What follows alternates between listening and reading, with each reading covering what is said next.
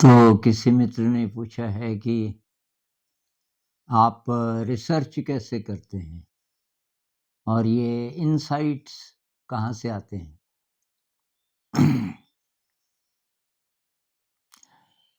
तो इसमें वही पहली बात तो ये कि वो जो विषय है अ, वो मुझे अच्छा लगना चाहिए।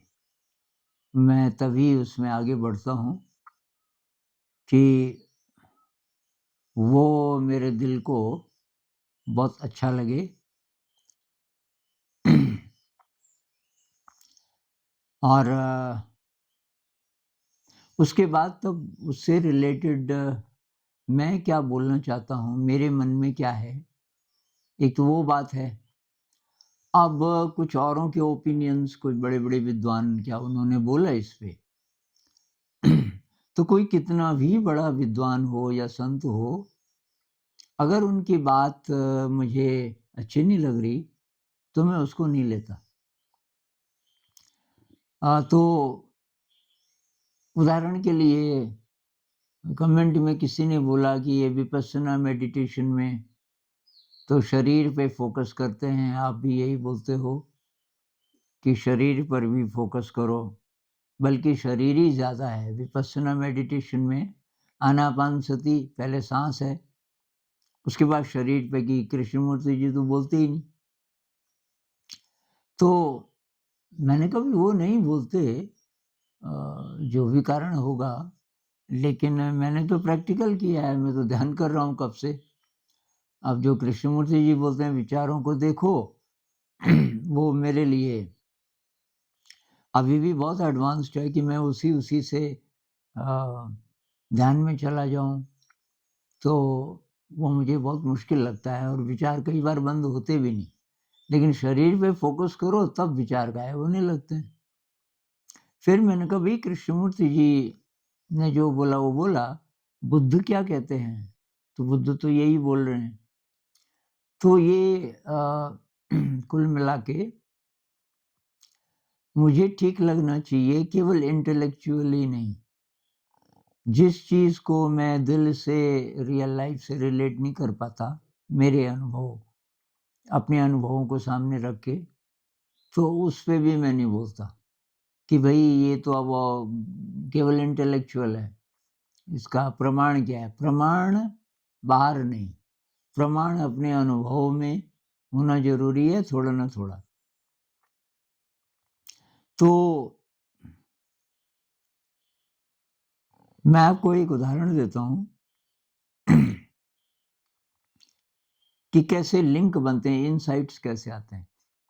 तो मैंने कहीं पढ़ा कैंडेस पर्ट एक बहुत बड़ी डॉक्टर हुई, डॉक्टर भी, वैज्ञानिक भी, अब तो डेथ हो गई। कैंडेस पर्ट ने एक किताब लिखी मॉलिक्यूल्स ऑफ इमोशन।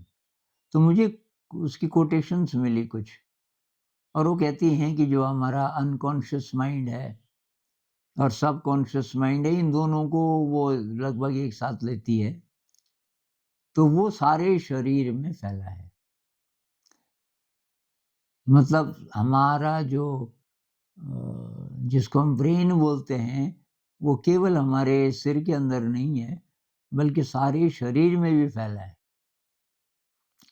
अब ये जब मैंने पढ़ा, तो मुझे विपस्सना मेडिटेशन याद आई, तुरंत लिंक बना कि जब हम शरीर पे ध्यान लगाते हैं और जिसको ये बॉडी स्कैनिंग बोलते हैं ना कि अलग-अलग अंगों पे भी ध्यान लगाओ।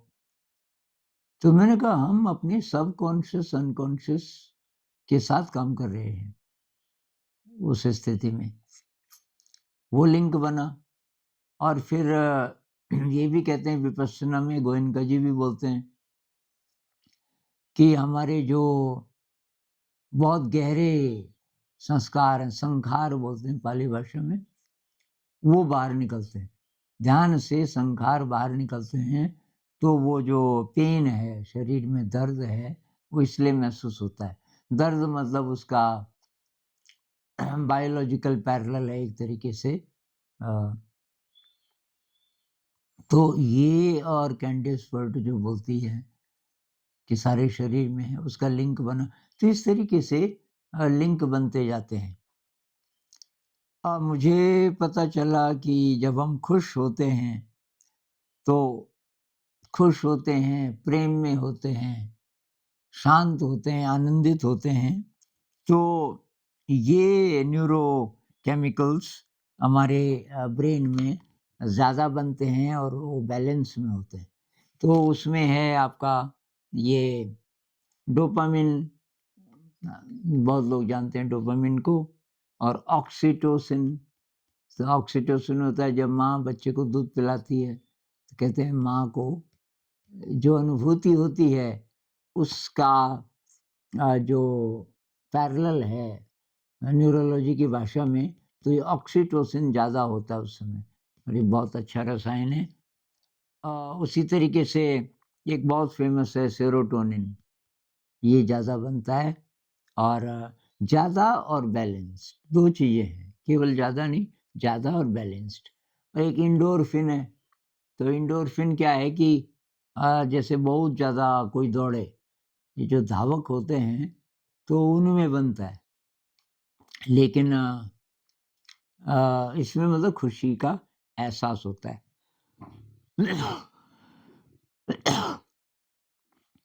तो इनका मुझे पता चला, फिर मैं इसके लिंक देखने लगा कि इसका मतलब जब हमें अच्छा लगता है, किसी भी कारण से, तो ये ज़्यादा बनते होंगे।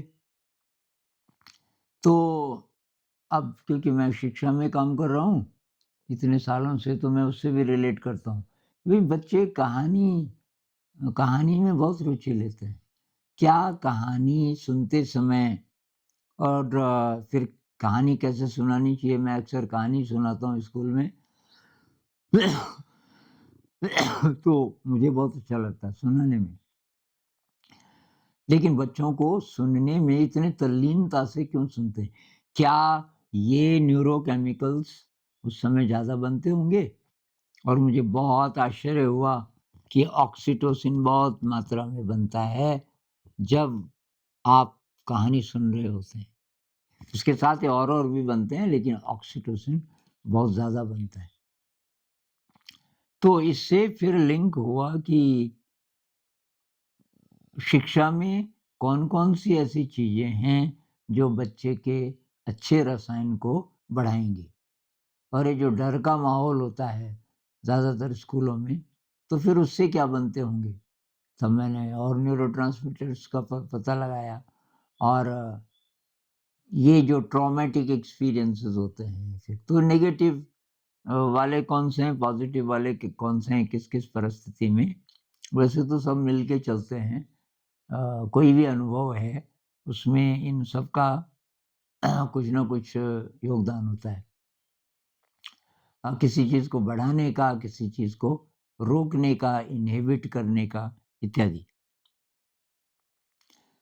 तो लिंक तो इस तरीके से बनते हैं, एक चीज़ का दूसरे चीज़ से लिंक बनता है।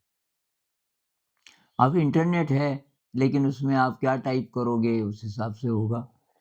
तो जैसे लूसिड ड्रीम मुझे बहुत सालों से होता था, और मैंने 2 डायरियाँ मोटी-मोटी पूरी भरी हुई हैं। ख़ास-ख़ास जो लूसिड ड्रीम होते हैं, उनको मैं लिखता भी हूँ। अभी तो जब से बीमार हुआ तो लूसिड ड्रीम नहीं हुआ। तो मुझे पर्सनल एक्सपीरियंस से भी पता चला, लूसिड ड्रीम तब होगा जब आप हेल्दी हैं, शरीर से भी, दिमाग से भी, हर प्रकार से हेल्दी हैं। तो मैं एक तो इंग्लिश में लिखता था, और एक वो पर्सनल डायरी थी। मुझे पता था इसको कोई देखेगा नहीं। मतलब मुझे ये थोड़ा-सा आशंका थी कि कोई और इनको पढ़ेगा, मेरा साथी टीचर्स, उनके मन में ये ना हो जाए कि जब ध्यान आप अच्छा करते हो तो आपको ये लूसिड ड्रीम होते हैं। अब हमको तो होते ही नहीं, इसका मतलब हमारा ध्यान अच्छा नहीं है, ये वाली इंटरप्रिटेशन ना आ जाए। तो एक तो ये, और दूसरा मैं सोचता था ये तो सपने में हुआ। अब सपने को कितना सीरियसली लेना चाहिए? वो सबसे डीप एक्सपीरियंसेस मेरे होते थे, तो इसलिए इम्पोर्टेंट तो थे मेरे लिए। मैंने कहा यार मुझे जो ब्लिस का एक्सपीरियंस बोलते हैं तो वो तो मेडिटेशन में भी नहीं हुआ अभी तक, जो लूसिड ड्रीम में होता है। लेकिन फिर जब लॉकडाउन चल रहा था, तो स्कूल भी नहीं था और मेरे पास ये तब तक ये लैपटॉप था। अचानक मेरे मन में आया, क्या साइंस की नज़र नहीं पड़ी होगी इस पे? और मैंने रिसर्च करनी शुरू की, पता चला 70s से लूसिड ड्रीम बहुत ज़्यादा इम्पोर्टेंट एक टॉपिक रहा है और 70s में एस्टैब्लिश हो गया था कि ये एकदम साइंटिफिक है। और एक ला बर्ज एक साइंटिस्ट हैं, उन्होंने सबसे पहले इसको एस्टैब्लिश किया। उसी के साथ ब्रिटेन में भी किसी ने किया, लेकिन ला बर्ज ने बहुत ज़्यादा उस पे बोला, लोगों को बताया बड़ी-बड़ी कॉन्फ्रेंसेस में। अब जब मुझे ये पता चला, तो तब मैं ऐसे-ऐसे लोगों को ढूँढने लगा, जो लूसिड ड्रीमर हैं और बताते भी हैं। उसमें फिर कुछ-कुछ मिले। तो हमारी एक मित्र अमेरिका से आने वाली थी, तो मैंने लूसिड ड्रीम की एक किताब मँगाई, काफ़ी मोटी किताब है। मैंने कहा ये लाना।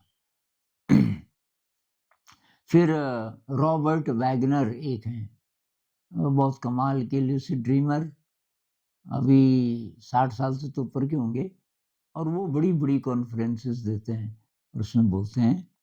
तो उनके अनुभव फिर मैंने और ढूँढे, लूसिड ड्रीमर्स, पता चला इसमें बहुत पावर है।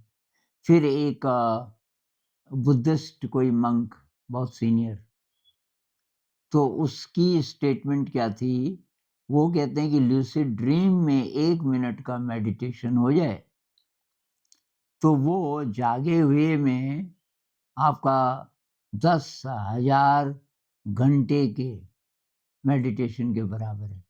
अब हो सकता है थोड़ा बहुत अतिशयोक्ति, पर बुद्धिस्ट मंक बोल रहे हैं। तो ये वज्रयान बुद्धिज़्म का बहुत ज़्यादा अ, अभिन्न अंग है और काफ़ी गुप्त रखा उन्होंने। जब 70s में ये साइंटिस्ट ने बोल दिया कि ये साइंटिफिक है, उसकी वो किए, बहुत सारे लोगों पे लूसिड ड्रीमर को सुला के और उनके साथ प्रयोग किए।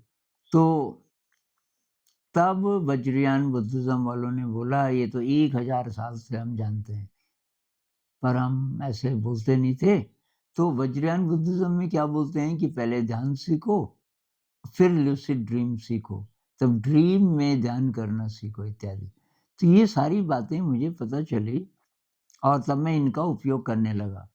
अ, जैसे सबकॉन्शियस, अनकॉन्शियस माइंड के बारे में बोलना हो, और ये वेस्टर्न साइकोलॉजी जिन्होंने पढ़ी वो कमेंट में काफ़ी मेरे साथ थोड़ा-सा झगड़ा करते हैं कि अनकॉन्शियस और सबकॉन्शियस एकदम अलग-अलग है। अरे भाई हमारे यहाँ तो ये दोनों दोनों ही टर्म्स नहीं है। मैं अपने हिसाब से बोल रहा हूँ। ये जो छुपा हुआ है, उसको मैं बोल रहा हूँ। ये मन का कह लो, मस्तिष्क का कह लो, दिमाग का कह लो, छुपा हुआ जो हिस्सा है, मैं उसकी बात कर रहा हूँ। हो सकता है कि अनकॉन्शियस ज़रा और गहरा हो। तो फिर ऐसे अनुभव जिसमें हमें अच्छा लगता है, अ, तो उसमें ये सारे बनते होंगे। और ये सही बात निकली। फिर आई मेंटल प्रॉब्लम्स। किसी भाई ने बोला ओसीडी है मुझे, कई सालों से दवाई खा रहा हूँ, डॉक्टर कह रहे हैं इसका कोई इलाज तो नहीं है, पर थोड़ा-सा इसको इससे जो प्रॉब्लम हो रही है थोड़ा-सा उसको कम किया जा सकता है। अब मेरे दिमाग में अचानक लिंक बना, क्या ओसीडी वालों को, पहले तो ओसीडी है क्या? तो जब मैंने पता किया कि ऑब्सेसिव कंपल्सिव डिसऑर्डर, तो मैंने कहा ये थोड़ा बहुत तो मुझे भी है। कैसे? कि अब मैंने चाय बनाई जैसे, मैं अकेला हूँ, किचन में गया, गैस बंद करके अब बाहर आ रहा हूँ और अचानक ख्याल आता है यार बंद की होगी मैंने गैस। अब याद आ रही है, की बंद की, तो अब मैं दोबारा ज़रूर चेक करता हूँ ज़्यादातर समय। तब बाद-बाद में मैंने क्या किया कि बहुत सजग हो जाता हूँ। ये मैंने चाय बना ली, छान भी ली, अब मैं गैस बंद कर रहा हूँ। ये मैंने गैस बंद कर दी साहब, नीचे से भी बंद कर दिया। ठीक है? दोबारा मत आना यहाँ। ऐसा जब मैं करता हूँ तो तब तो दोबारा नहीं जाता। तो मैं समझ गया कि माइंडफुलनेस अगर हम बढ़ाएँगे तो ओसीडी ये कम होना शुरू होगा।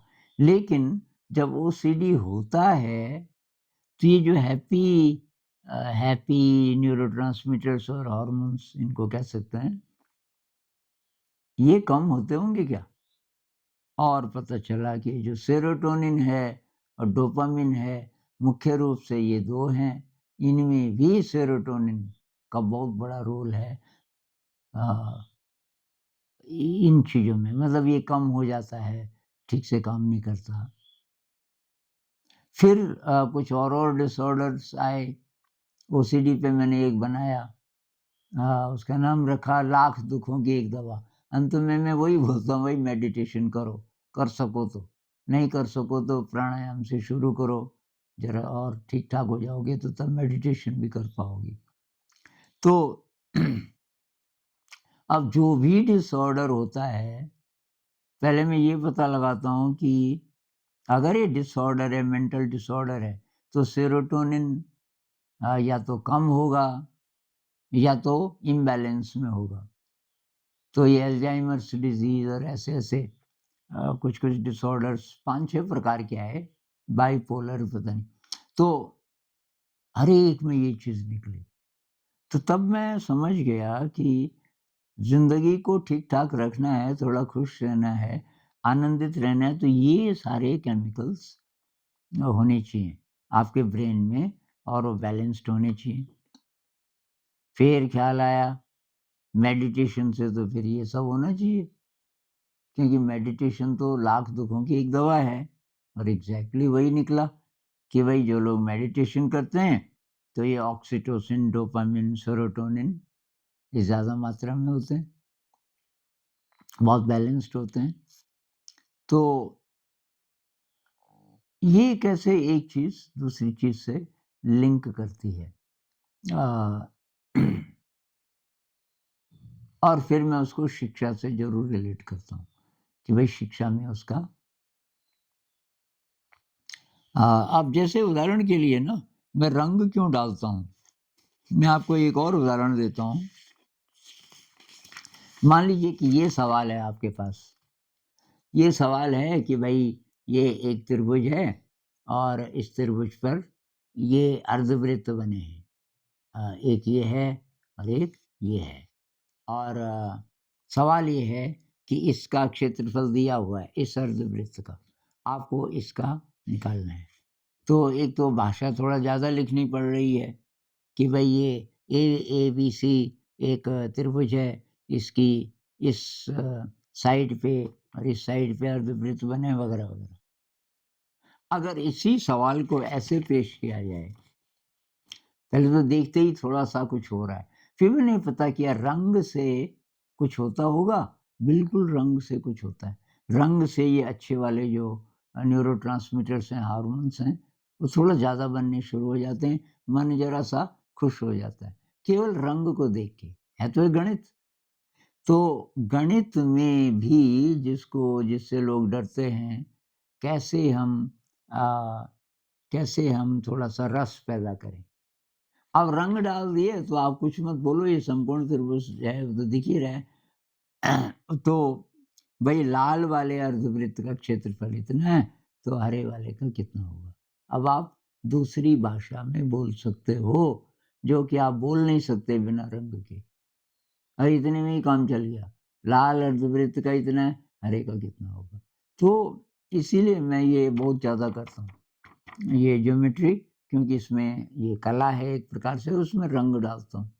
और रंग डालने से एक तो सवाल बनाते समय मुझे मज़ा आता है और मुझे मालूम है मज़ा का मतलब सेरोटोनिन, ऑक्सीटोसिन, ये गाबा, अ, आपका डोपामाइन ये थोड़ा ज़्यादा बन रहे होंगे, तो भई एक तो आप विद्या का काम कर रहे हो, मुश्किल वाली विद्या गणित तो मुश्किल मानी जाती है और बोरिंग भी मानी जाती है बहुत लोगों के लिए।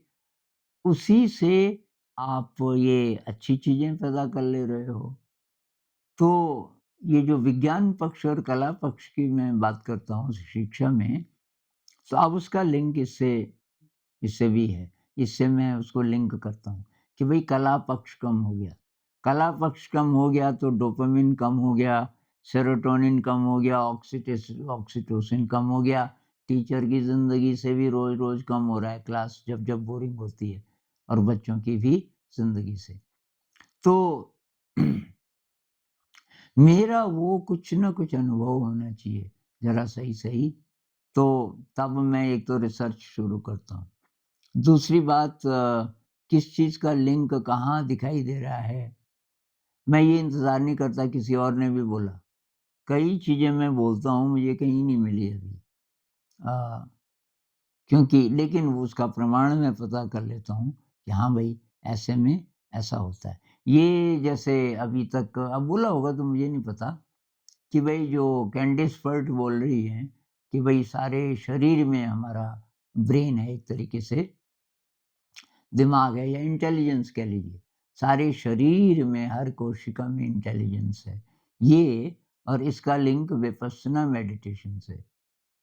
तो ये बहुत बार हम लिमिट में अपने को बाँध देंगे ना, तो तब रिसर्च नहीं हो पाएगी। अब कई लोग बोलते हैं कि आप गोएनका जी वाली विपस्सना को फ़ॉलो करते हो? मैंने कहा हाँ, कि वो तो विज़ुअलाइज़ेशन तो बोलते ही नहीं।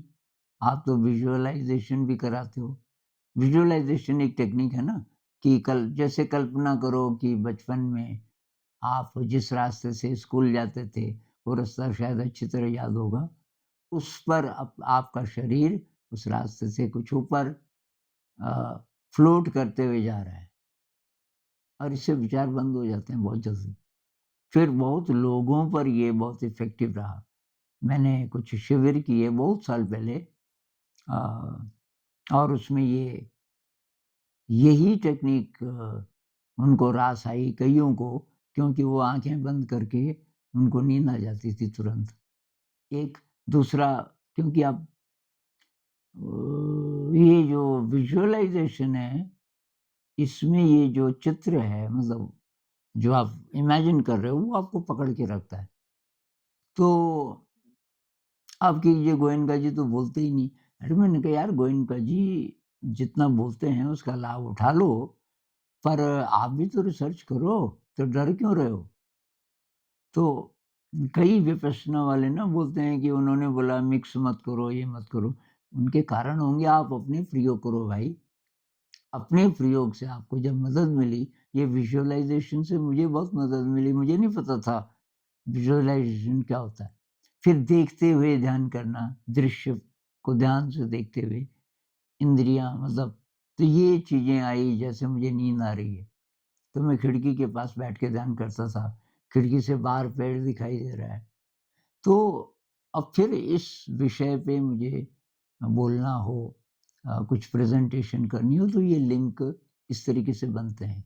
पर्सनल एक्सपीरियंस थोड़ा ना थोड़ा और ये बोल्डनेस बहुत ज़रूरी है। बहुत बार हम लिमिट कर देते हैं ना कि ये तो किसी ने बोला ही नहीं, क्योंकि हमें आदत होती है कि भई किताब से पढ़ा हो, कहीं से पढ़ा हो तो वही ज्ञान है। भई किताब में भी किसी ने तो लिखा ना। कई लोग कहते हैं कि ये इंटरनेट से पता कर लो जी, आप क्यों मेहनत करते हो? भई इंटरनेट में किसने डाला? आजकल बोल रहे हैं कि एआई तो सब जानता है। भई सब कहाँ से जानता है?